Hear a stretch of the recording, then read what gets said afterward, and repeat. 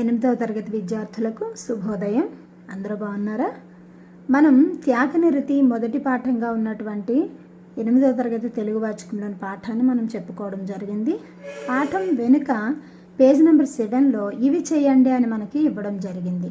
మొదటిగా విని అర్థం చేసుకొని ఆలోచించి మాట్లాడడం. త్యాగం అంటే ఏమిటి? త్యాగంలోని గొప్పతనం ఏమిటి? త్యాగం అంటే ఏంటి? త్యాగంలోని గొప్పతనం అంటే ఏంటి? ఆలోచించండి. లైవ్ క్లాస్లో మనం మాట్లాడుకుందాం. ఇతరుల కోసం, సమాజం కోసం త్యాగం చేసిన వారి గురించి చెప్పండి. ఇతరుల కోసం కానీ సమాజం కోసం కానీ త్యాగం చేసిన వారి గురించి ఆలోచించండి. వాళ్ళ గురించి మనం లైవ్ క్లాస్లో మాట్లాడుకున్నప్పుడు మీరు చెప్పాలి. ధారాళంగా చదవడం, అర్థం చేసుకుని ప్రతిస్పందించడం. కింది వాక్యాల ఆధారంగా పాఠంలోని పద్యపాదాలను గుర్తించి రాయండి. పాదము అంటే లైన్ అంటామని మీకు తెలుసు. పద్యంలో 4 పాదాలు ఉంటాయి.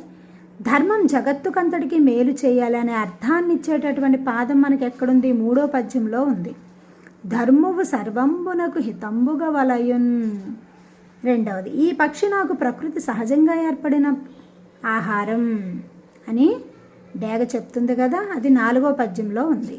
ఈ కపోతంబు నాకు వేద విహితంబైన ఆహారంబు అని చెప్తుంది కదా. తర్వాత, ఆశ్రయించిన వారిని విడిచిపెట్టడం ధర్మం అవుతుందా చెప్పు. 6వ పద్యంలో శరణాగత పరిత్యాగంబు కంటే మిక్కిలి అధర్మం బొండెద్ది. కింది పద్యాన్ని చదివి ఇచ్చిన ప్రశ్నలకు సరిపోయే జవాబును గుర్తించండి. బ్రతికినన్ని నాళ్ళు ఫలములిచ్చుటెగాదు, చచ్చి కూడా చీల్చి ఇచ్చు తనువు, త్యాగభావమునకు తరువులే గురువులు, లలిత సుగుణ జాల తెలుగు బాల. చెట్టు అనే పదానికి సరిపోయే పదం తరువు. తరువు అంటే చెట్టు. త్యాగానికి గురువులు ఎవరు? చెట్లు. తనువును చీల్చి ఇచ్చేవి చెట్లే. చచ్చుట పదానికి వ్యతిరేకార్థం బ్రతుకుట. పై పద్యానికి తగిన శీర్షిక. శీర్షిక అంటే హెడ్డింగ్ అని తెలుసు. త్యాగము అంటే చెట్లు బ్రతికున్న రోజులు మనకు పళ్ళు, ఫలములు, గాలి, నీడ అన్నీ ఇవ్వడమే కాదు, చచ్చినాక కూడా చెట్టును కొట్టేసిన తర్వాత కూడా మనం వుడ్ వర్క్ అన్నీ చేయించుకుంటాం కదా. చూడండి, త్యాగానికి గుర్తులు తరువులు. స్వీయ రచన, ప్రశ్నలు, జవాబులు. 5 వాక్యాల్లో జవాబులు రాయాలి. ఇతరులు ఆహారం తినేటప్పుడు ఎందుకు విఘ్నం కలిగించకూడదో రాయండి. ఆటంకాలు ఎందుకు కలిగించకూడదు. ఇతరులు అన్నం తినేటప్పుడు మనం ఆటంకం కలిగిస్తే వాళ్ళు అన్నం తినకుండా లేచిపోతారు. తర్వాత అన్నం తినకపోవడం వల్ల నీరసం వస్తుంది. తర్వాత బలహీనం అయిపోతారు. దానివల్ల అనారోగ్య బారిన పడవచ్చు. ఇన్ని కారణాలు ఉంటాయి కాబట్టి మనం తినేటప్పుడు ఎవరిని ఆటంకపరచకూడదు. అందరూ ధర్మాన్ని ఆచరించాలనే విషయాన్ని సమర్థిస్తూ రాయండి. అందరూ ధర్మాన్ని ఆచరించాలి. ఎందుకంటే ఎదుటి వాళ్ళకి ధర్మం ఎప్పుడు ఎదుటి వాళ్ళకి మేలు చేసేదిగా ఉండాలి కానీ కీడు చేసేదిగా ఉండకూడదు. కాబట్టి అటువంటి ధర్మాన్ని అందరూ ఆచరించాలని నేను సమర్థిస్తానని రాయండి. ఇతరుల కొరకు మనం ఎట్లాంటి త్యాగాలను చేయవచ్చో రాయండి. ఇతరుల కొరకు ఎలాంటి త్యాగాలు చేయొచ్చు? చిన్న చిన్న త్యాగాలు మనం చేయొచ్చు. చిన్న పిల్లలైనా సరే, అక్కలు అన్నీలు చిన్న పిల్లలకి, మీ తమ్ముళ్ళు చెల్లెళ్ళకి వాళ్ళు అడిగినవి నచ్చినవి మీ దగ్గర ఉంటే అవి హ్యాపీగా ఇచ్చేయచ్చు. లేదంటే మనకి పొట్టిగా అయిపోయిన బట్టలు కానీ, అవసరం లేని పుస్తకాలు, లేదంటే అవసరం లేని వస్తువులు, అవి కావలసిన వాళ్ళకి మనం త్యాగం చేయొచ్చు. అలా ఆలోచించి 5 వాక్యాల్లో రాయండి. త్యాగనిరతి అనే శీర్షిక పాఠానికి ఏ విధంగా తగినదో రాయండి. శీర్షిక అంటే హెడ్డింగ్. త్యాగనిరతి, త్యాగం చేయటంతో ఆసక్తి కలిగి ఉండడమే త్యాగనిరతి. మరి శిబి చక్రవర్తి త్యాగం చేయడంలో ఆసక్తి కలిగి తన ప్రాణాన్ని కూడా లెక్క చేయకుండా డేగ నుంచి పావురాన్ని కాపాడడానికి సిద్ధపడ్డాడు. కాబట్టి త్యాగనిరతి శీర్షిక ఈ పాఠానికి తగినదే అని మీరు రాయాలి. క్రింది ప్రశ్నకు 10 వాక్యాల్లో జవాబు రాయండి. త్యాగం చేయటంలోని గొప్పతనాన్ని, అనుభూతిని వివరించండి. అనుభూతి అంటే మీ ఫీలింగ్. మీరు ఎప్పుడైనా ఎవరికైనా ఎలాంటి త్యాగం చేశారా, మీరు ఎలా ఫీల్ అయ్యారో 10 వాక్యాల్లో రాయాలి. సృజనాత్మకత, ప్రశంస. కింది ప్రశ్నకు జవాబును సృజనాత్మకంగా రాయండి. అన్ని దానాల్లోకెల్లా అన్నదానం గొప్పది, శరీరంలోని అవయవదానం ఇంకా గొప్పది. అవయవదానంపై ప్రజలకు చైతన్యం కలిగించమని వార్తాపత్రికలకు లేఖ రాయండి. లేఖ మీరు ప్రారంభించేటప్పుడు కుడివైపు పైన హైదరాబాదు, మీరు ఎక్కడి నుంచి రాస్తున్నారో ప్రదేశం, తేదీ రాసి, మీరు ఎవరికి రాస్తున్నారో పత్రిక వాళ్ళకి రాయమన్నారు కాబట్టి సంపాదకునికి అది ఏ పత్రికో పేరు రాసి ఈ వివరణ ఇచ్చేసి కింద ఇట్లు పాఠకులను విద్యార్థులను రాసి చిరునామా రాయాలి. పదజాల వినియోగం. గీత గీసిన పదాలకు అర్థాలను రాయండి. కపోతములు శాంతికి చిహ్నాలను భావిస్తారు. కపోతములు అంటే పావురములు. ఆశ్రితులను వదిలివేయుట ధర్మువు కాదు, ధర్మువు ధర్మము. ఉత్తముడు పరుల హితమునే కోరతాడు, హితము మేలు.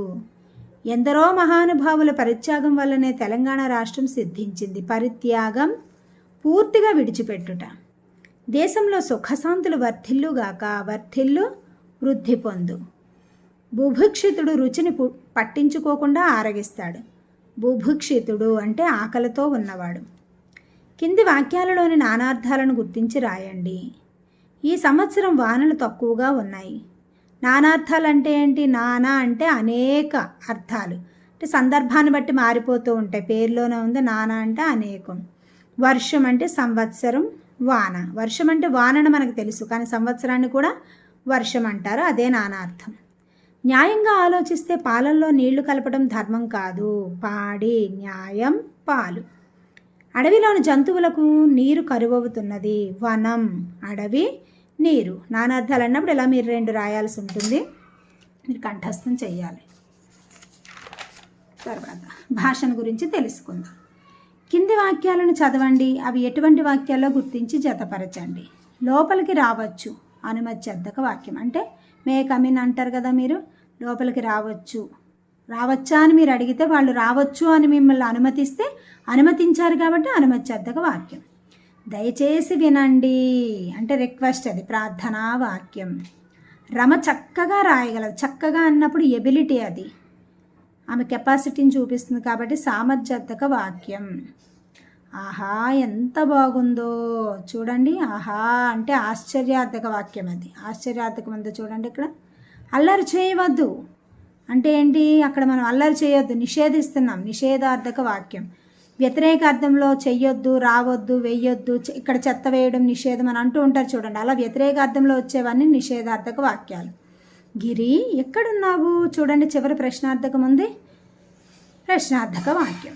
కింది పదాలను విడదీసి సంధి పేరు రాయండి. ఇంద్రాగ్నులు, ఇంద్ర ప్లస్ అగ్నులు, ఇంద్రాగ్నులు సవర్ణ దీర్ఘ సంధి.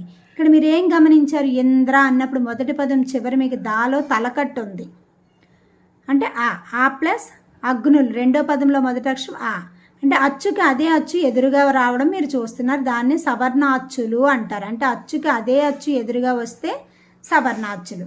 ఆ ప్లస్ ఆ దానికి దీర్ఘం వస్తుంది కలిపినప్పుడు చూడండి. ఇంద్రాగ్నులు ఆ ప్లస్ ఆ, అచ్చుకి అదే అచ్చు ఎదురుగా వస్తే వాని దీర్ఘం వస్తుంది. ఇంద్రాగ్నులు సవర్ణ దీర్ఘ సంధి. సవర్ణములు అంటేనే అదే జాతికి చెందిన అక్షరం రావడం. త్యాగం, ఇది త్యాగము ప్లస్ ఇది. మాకి కొమ్ముంది చూసారా, అంటే ఊ ప్లస్ రెండో పదం మొదటి అచ్చేంటి ఈ. ఊ ప్లస్ ఈ. ఉత్తునుకు అచ్చుపరమైతే సంధి నిత్యము ఉత్వ సంధి. ఆహారార్థం, ఆహార ప్లస్ అర్థం. ఆ ప్లస్ ఆ వచ్చింది చూడండి కలిపినప్పుడు ఆహారార్థం సవర్ణ దీర్ఘ సంధి. నేనెట్లు, నేను ప్లస్ ఎట్లు. ఊ ప్లస్ ఏ అంటే ఊ ప్లస్ అచ్చు ఉత్వ సంధి. శౌర్యాది, శౌర్య ప్లస్ ఆది. చూడండి శౌర్య అన్నప్పుడు రాలో తలకట్టు ఉంది కాబట్టి ఆ ప్లస్ ఆ అంటే అచ్చుకి అదే అచ్చు ఎదురుగా వచ్చింది కాబట్టి కలిపినప్పుడు శౌర్యాది వాని దీర్ఘం వచ్చింది, సవర్ణ దీర్ఘ సంధి. ఇప్పుడు మనం సవర్ణ దీర్ఘ సంధి, సంధి అంటే ఏంటి, సవర్ణ దీర్ఘ సంధి సూత్రంతో మనం వివరణ ఇచ్చుకునే ప్రయత్నం చేద్దాం. అసలు సంధి అంటే ఏంటి? 2 అర్థవంతమైన పదములు కలిసి ఒకే పదంగా ఏర్పడడం సంధి. అంటే 2 పదాల కలయికనే సంధి అని కూడా అంటారు. మరి వ్యాకరణ పరిభాషలో చెన్నై సూరి గారి సూత్ర ప్రకారం పూర్వపర స్వరంబులకు పరస్వరం ఏకాదేశం బగుట సంధి అనంబడు. ఇది వ్యాకరణ పరిభాషలో చెన్నై సూరి గారు ఇచ్చినటువంటి సూత్రం. సంస్కృతంలో సంధి అంటే 2 అచ్చుల కలయిక అని అర్థం. సంధులు మనకి 2 రకాలు. సంస్కృత పదాలతో ఏర్పడితే సంస్కృత సంధులు అంటారు, తెలుగు పదాలతో ఏర్పడితే తెలుగు సంధులు అంటారు. అంటే పూర్వపర 2 పదాలు కూడా తెలుగు పదాలు అయితే తెలుగు సంధులు. మరి మొదటి పదాన్ని పూర్వపదం అంటాం, రెండో పదాన్ని పరపదం అంటాం సంధిలో. ఇప్పుడు సవర్ణ దీర్ఘ సంధి. అసలు సంస్కృతంలో సా అంటే అదే అని అర్థం, వర్ణం అంటే అచ్చు, అంటే అదే అచ్చుకు చెందినదే అని అర్థం. కాబట్టి సవర్ణము. సవర్ణము అంటే ఏంటి? అచ్చుకి అదే అచ్చు ఎదురుగా రావడమే సవర్ణాలు. ముందు సూత్రం చూద్దాం. అ ఈ ఊ రూలకు సవర్ణ అచ్చులు అంటే అవే అచ్చులు పరమైతే వాని దీర్ఘాలు ఏకాదేశంగా వస్తాయి. సవర్ణాచ్చులు అంటే అవే అచ్చులు, మీరు గుర్తుపెట్టుకోవాలి. మరి ఇక్కడ ఏకాదేశం అంటే మనకు తెలియాలి. వ్యాకరణ పరిభాషలో కొన్ని పారిభాషిక పదాలు ఉంటాయి. ఏకాదేశం, ఆదేశం, ఆగమము, ఆమ్రేడితము, ద్విత్వము, సంయుక్తము, ఇంకా బహుళము, వైకల్పికము, నిషేధము, ఇలాంటివన్నీ వ్యాకరణ పరిభాషలో వస్తాయి. సందులకు ముందు మనకి చిన్న క్లాసుల్లోనే మీకు అవి వచ్చే ఉంటాయి. సందులకు ముందు అవి తెలుసుకుంటేనే మనకు సంధి సూత్రాలు అనేవి అర్థమవుతాయి. మరి ఇక్కడ ఏకాదేశం అనే పారిభాషిక పదం వచ్చింది. ఏకాదేశం అంటే ఏంటో మనకు తెలియాలి. ఏకాదేశం అంటే పూర్వపరస్వరాలలో, అంటే ఇప్పుడు దేవ ప్లస్ ఆలయం చూడండి. దేవ అనేది పూర్వపదం, ఆలయం అనేది పరపదం. స్వరం అంటే ఏంటి? మొదటి పదం చివర ఉన్న, ఇప్పుడు వా ఉంది, వాని విడదీసుకుంటే మనం ఇవ్వు ప్లస్ ఆ, అంటే హల్లు అచ్చు కలిస్తేనే కదా హల్లు సంపూర్ణాక్షరం అవుతుంది. అంటే వాలో ఏముంది? డిఫాల్ట్గా ఆ ఉంది, తలకట్టు ఉంటేనే మనకు ఆ ఉన్నట్టు. అంటే ఇప్పుడు చివరి స్వరం ఏమవుద్ది? ఇప్పుడు ఆ అవుతుంది. అచ్చుల్ని స్వరాలు అంటాం. చివరి స్వరం ప్లస్ దానికి ఎదురుగా వచ్చేది రెండో పదం మొదటి స్వరాన్ని చూడాలి. ఆ చూడండి, అలా ఈ ఆ ప్లస్ ఆ, ఇది పూర్వస్వరం, ఇది పరస్వరం. సూత్ర ప్రకారం ఏంటి? పూర్వ పరస్వరంబులకు పరస్వరమే ఆదేశంగా వస్తుంది. చూడండి, పూర్వ పరస్వరంబులకు పరస్వరం ఏకాదేశం ఒకటే సంధి. అంటే ఈ పూర్వపర రెండు స్వరాల్లో ఈ పరస్వరమే మిగులుతుంది. ఈ పూర్వస్వరం తొలగిపోయి పరస్వరమైనా మిగులుతుంది, లేదంటే రెండు స్వరాలు తొలగిపోయి దీనికి సమానమైన స్వరమైనా వస్తుంది. అదే ఏకాదేశం. చూడండి, పూర్వపర స్వరాలలో పూర్వస్వరం తొలగిపోయి పరస్వరమే నిలవడం. ఇప్పుడు చూడండి, ఫస్ట్ ఆ ఉంది, ఆ ప్లస్ ఆ ఉంది. అలాంటి సందర్భాలు ఫస్ట్ ఆ తొలగిపోయి సెకండ్ ఆ అంటే పరస్వరమే నిలబడుతుంది కలిపినప్పుడు. అలా కాకపోతే కొన్ని సందర్భాల్లో రెండు స్వరాలు తొలగిపోయి దానికి సమానమైన స్వరం వస్తుంది. సమానమైన స్వరం ఏది? ఇప్పుడు ఆ ప్లస్ ఆయే వచ్చింది అనుకోండి, కలిపినప్పుడు ఆ వస్తుంది. దీన్నే ఏకాదేశం అంటాం. అంటే ఉదాహరణకు ఇద్దరు స్నేహితులు ఒక రూమ్లో ఉంటే ఒకరిని నెట్టేసి ఇంకొకరు మాత్రమే ఉండడం ఏకాదేశం. ఇప్పుడు ఉదాహరణలు చూద్దాం. చూడండి, ఆ ఈ ఊ రూలకు అవే అచ్చులు పరమైతే. పరమవడం అంటే ప్లస్కి ఎడమవైపు ఆ వచ్చింది అనుకోండి, ప్లస్కి కుడివైపు కూడా ఫస్ట్ అవ్వచ్చు, సెకండ్ అవ్వచ్చు, ఏదైనా సరే అవే అచ్చు. ఇక్కడ కూడా ఆ అవ్వచ్చు, ఆ హ్రస్వాకారం అవ్వచ్చు, దీర్ఘాకారము అవ్వచ్చు. దేనికి ఏ అచ్చైనా అవే అచ్చులు అనమాట. అలా వచ్చినప్పుడు కలిపితే వాని దీర్ఘాలు ఏకాదేశంగా వస్తాయి. చూడండి, ప్లస్ ఇది మొదట పూర్వపదం చివరి అక్షరం అనుకోండి, ఇది పరపదం మొదటి అక్షరం, సవర్ణాచ్చులే రావాలి. కలిపితే దీర్ఘాలు వస్తాయి. అంటే ఆ ప్లస్ సవర్ణాచ్చులు అంటే మళ్ళీ ఆ కానీ దీర్ఘాచ్చు కానీ ఆ కానీ వస్తే కలిపినప్పుడు ఆ రావాలి. ఇక్కడ చూడండి, ఈ ప్లస్ ఈ అయితే ఈ రావాలి. అది మొదటి ఈ అవ్వచ్చు, రెండో ఈ అవ్వచ్చు, ఇక్కడ కానీ మీరు కన్ఫ్యూజ్ అవ్వద్దు. ఊ ప్లస్ ఊ అయితే ఊ రావాలి, రూ ప్లస్ రూ అయితే రూ రావాలి. వీటిని బేస్ చేసుకొని మనం ఇక్కడ ఉదాహరణలు చూద్దాం. ఆ ప్లస్ ఆకు చూద్దాం. దేవ ప్లస్ ఆలయం. దేవ అన్నప్పుడు వాలో డిఫాల్ట్గా దాన్ని వాన ముందు మనం విడదీసుకోవాలి. వాలో ఎన్ని శబ్దాలు ఉన్నాయి? 2 శబ్దాలు. ఇవ్వు ప్లస్ ఆ అంటే చివరి స్వరం ఏమవుద్ది? అప్పుడు ఆ అవుతుంది, తలకట్టు. చివరి స్వరాన్నే చూడాలి, అచ్చుని. ఆ ప్లస్ ఇప్పుడు రెండో పదం మొదటి అక్షరాన్ని చూడాలి. రెండో పదం మొదటి స్వరం ఆ అంటే అచ్చుకి అదే అచ్చు ఎదురుగా వచ్చింది, చూసారా? ఆ ప్లస్ ఆ అచ్చుకి ఎదురుగా రావడమే పరమవడం. ఆ ప్లస్ ఆ అదే జాతికి చెందిన అక్షరం వచ్చింది. ఆ ప్లస్ ఆ కలిపితే ఏం రావాలి? మరి ఇందులో దీర్ఘాచ్చు రావాలి. దేవాలయం దీర్ఘాచ్చు వచ్చిందా లేదా? చూడండి, రామ ప్లస్ అనుజుడు. ఇక్కడ చూడండి, ఆ ప్లస్ ఆ, ఇక్కడ రామానుజుడు. ఇందాక ఏకాదేశం అంటే ఏం చెప్పాము? ఒక్కొక్కసారి ఈ 2 స్వరాలు తొలగిపోయి సమానమైన స్వరం వస్తుందని చెప్పాను. దానికి ఉదాహరణగా ఇది మనం చెప్పుకోవచ్చు. ఆ ప్లస్ ఆ ఈ 2 స్వరాలు తొలగిపోయి దీనికి సమానమైన స్వరం దీర్ఘాచ్చు వచ్చింది, చూసారా? మొత్తాన్ని దీర్ఘాచ్చు రావాలి సవన దీర్ఘ సంధిలో. కవి ప్లస్ ఇంద్రుడు. ఇప్పుడు ఈ కారంతో చూద్దాం. ఇవ్వు ప్లస్ ఈ అంటే గుడి, ఈ ప్లస్ ఇంద్రుడు అన్నప్పుడు రెండో పదంలో మొదటి స్వరం చూడండి ఈ, అంటే ఈకి అదే అచ్చు ఎదురుగా వచ్చింది. సవర్ణ అచ్చులు పరమైతే ఏం రావాలి? వాని దీర్ఘం ఏకాదేశంగా వస్తుంది. ఈ ప్లస్ ఈ అంటే ఇది హ్రస్వ ఇకారం కాబట్టి కలిపినప్పుడు కవీంద్రుడు, చూసారా? దీర్ఘం ఏకాదేశంగా వచ్చింది. కవీంద్రుడు ఏకాదేశం, చూసారా? ఈ ఇకారం ఇకారం ఈ రెండు స్వరాలు తొలగిపోయి సమానమైన స్వరం వచ్చింది. ఇక్కడ చూడండి, ముని ప్లస్ ఈశ్వరుడు, ఈ ప్లస్ ఈ అచ్చుకి అదే అచ్చు ఎదురుగా వచ్చింది, కలిపినప్పుడు దీర్ఘాచ్చు వచ్చింది. మునీశ్వరుడు.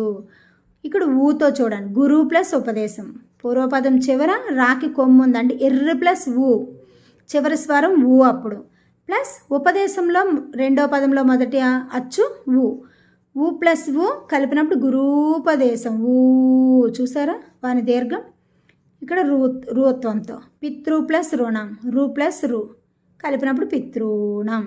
మీరు ఈ ఆ ఈ ఊరు, ఆ ఈ ఊరు ఈ 4 అక్షరాలు గుర్తుపెట్టుకోవాలి. ప్లస్కి లెఫ్ట్ అవి వచ్చి ప్లస్ తర్వాత వాటికి ఎదురుగా అవే అచ్చులు వస్తే కలిపినప్పుడు ఖచ్చితంగా ఆ వస్తుంది. అంటే పదాల్లో ఆ కానీ ఈ కానీ గుడి దీర్ఘం కానీ కొమ్ము దీర్ఘం కానీ రోత్వం దీర్ఘం కానీ ఉంటే మీరు సవర్ణ దీర్ఘ సంధేమో మీరు ఆలోచించి సూత్రాన్ని మీరు కంఠస్థం చేయాలి. సూత్రాన్ని ఆపాదించుకొని మీరు ఈ పదాల విభజన అనేది చూసుకోవాలి. పూర్వపదం చివరి స్వరాన్ని చూడాలి, పరపదం అంటే రెండో పదం యొక్క మొదటి స్వరాన్ని చూడాలి. అలా మీరు ఈ సూత్రాన్ని కంఠస్థం చేసి ఇంకా ఎక్కువ ఎగ్జాంపుల్స్ మీరు చేయడానికి ప్రయత్నం చేయండి. ఇక్కడ సమాసం చూడండి, ఇక్కడ మీకు ద్వంద్వ సమాసం ఈరోజు మనం చెప్పుకోబోతున్నాం. సమాసం రెండు వేర్వేరు అర్థాలు గల పదాలు కలిసి ఒకే పదంగా ఏర్పడడమే సమాసం అంటారు. ద్వంద్వ సమాసం రెండు కానీ అంతకంటే ఎక్కువ కానీ నామవాచకాల మధ్య ఏర్పడే సమాసాన్ని ద్వంద్వ సమాసం అంటారు. ఇది మీకు 6th క్లాస్లోనే వస్తుంది. అంటే ఉన్న సమాసంలో ఏమంటాం? మొదటి పదాన్ని పూర్వపదం అంటాం, రెండో పదాన్ని ఉత్తర పదం అంటాం. అంటే మొదటి పదం రెండో పదం రెండూ కూడా నామవాచకాలుగా ఉంటాయి. దాన్నే ఉభయ పదాలు నామవాచక కలిగిన సమాసం ఏంటని కూడా మనల్ని ఎక్కువగా అడుగుతూ ఉంటారు. ఉభయ అంటే రెండు పదాలు నామవాచకాలుగానే ఉంటాయి. మరి రెండు కన్నా అంతకన్నా ఎక్కువగా నామవాచకాలతో ఏర్పడే సమాసం బహుద్వంద్వ సమాసం అంటాం. అది మీకు ఇప్పుడు రాదు. ఇక్కడ చూడండి ఉదాహరణలు. కష్ట సుఖాలు, కష్టము సుఖము రెండు నామవాచకాలే. కష్టము సుఖము, కష్టమును సుఖమును అని కూడా అనొచ్చు. కష్టము మరియు సుఖం అని కూడా రాయొచ్చు విగ్రహవాక్యం. అన్నదమ్ములు, అన్న మరియు తమ్ముడు, అన్నయ్యను తమ్ముడును అని కూడా మనం రాయొచ్చు కామా పెట్టి. తల్లిదండ్రులు, తల్లియును తండ్రియును, తల్లి మరియు తండ్రి అలా కూడా రాయొచ్చు. అక్క చెల్లెళ్ళు, అక్క మరియు చెల్లి, అక్కయ్యను చెల్లిను అలా కూడా రాయొచ్చు. గంగా యమునలు, గంగయు యమునయు. ఇలా రెండు నామవాచక పదాలుగా కలిగిన సమాసాన్ని ద్వంద్వ సమాసం అంటాం. కృష్ణార్జునులు, రామలక్ష్మణులు. మరి రామలక్ష్మణ భరత శత్రుఘ్నులు అంటే 4 నామవాచక పదాలు వచ్చి అదే బహుద్వంద్వ సమాసం. ఓకే, సమాసం అంటే డెఫినేషన్ చూసుకోండి. ఇలాంటి ఎగ్జాంపుల్స్ ఇంకా చూడండి. కూరగాయలు, ఎండావానలు, ఇలా చాలా పదాలు వస్తే మీరు గమనించండి. ఉభయ పదాలు నామవాచక కలిగిన సమాసాన్ని ద్వంద్వ సమాసం అంటాం. ఇక్కడ జాతీయాల గురించి మనం ఇంట్రడక్షన్ చెప్పుకుందాం. జాతీయాలను ఇంగ్లీష్లో ఇడియమ్స్ అంటారు. జాతి వాడుకలో రూపుదిద్దుకున్న భాషా విశేషమే జాతీయం. ఒక జాతి ప్రజల సంభాషణలో స్థిరపడిపోయిన కొన్ని నానుడులు, నానుడి, జాతీయం, పదబంధం ఇవన్నీ మనకు తెలుగులో ఇవి పర్యాయ పదాలు లాంటివి. అంటే ప్రజల నోట్లో చిన్న పదంగా ఉంటుంది. ఆ పదాన్ని మామూలుగా వింటే అది ఒక అర్థం వస్తుంది. దాన్ని విశదీకరించుకొని మనం వాడుకలో వాడితే దానికి ఇంకొక అర్థం వస్తుంది. దాన్నే జాతీయము అంటారు. అది ఒక జాతికి సంబంధించిదిగా ఉంటుంది. ఆ భాష వాళ్ళకి, ఆ ప్రాంతం వాళ్ళకే అర్థమవుతుంది. చూడండి, అందివేసిన చెయ్యి, ఏదైనా పనిలో పరిపూర్ణత చెందడాన్ని అందివేసిన చెయ్యి అంటారు. శీసపద్యాలు రాయడంలో శ్రీనాథునిది అందివేసిన చెయ్యి. వివరణ. పట్టరాని సంతోషం, ఎక్కువైన అంటే చూడండి చిన్న పదంగా ఉంటుంది కానీ ఎంతో గూఢార్థం ఇందులో ఇమిడి ఉంటుంది. దాన్నే జాతీయం అంటాం. పట్టరాని సంతోషం. తెలంగాణ ప్రత్యేక రాష్ట్రం రాకతో ప్రజలు పట్టరాని సంతోషం పొందారు. దేవుని మీద భారం వేయు, దేవునిపై ఆధారపడడాన్ని దేవుని మీద భారం వేయడం అంట. కష్టకాలంలో మనుషులు దేవునిపై ఆధారపడతారు. గుండె జల్లుమను అంటే ఆశ్చర్యపోవడం. ఆన్లైన్ మోసాలు గుండె జల్లుమనేటట్లుగా ఉన్నాయి. చెమటలు పట్టు, భయపడడం. పామును చూడగానే నాకు చెమటలు పట్టాయి అంటే మీరు సందర్భాన్ని కూడా రాయండి అంటే ఇవి రాయాలన్నమాట, వివరణ ఇవ్వమంటే. అగ్గి బుక్కుట అంటే ఉడికిపోవడం. నా మార్కులు చూసి రాధకు అగ్గి బుక్కినట్లు అయింది. మనం ఎవరినన్నా చూసి ఉడికిపోయామనుకో అగ్గి బుక్కినట్లు అయిపోతుంది రాధ అంటూ ఉంటారు, అంటే ఉడికిపోవడం అనమాట. ఇలాంటివి ఇంకా మీరు అనేకమైనవి జాతీయాలు ఇంకా సొంతగా మీరు వెతకండి, వాటికి వివరణ కూడా నేర్చుకోండి. వచ్చే వీడియోతో మళ్ళీ కలుద్దాం. ధన్యవాదాలు.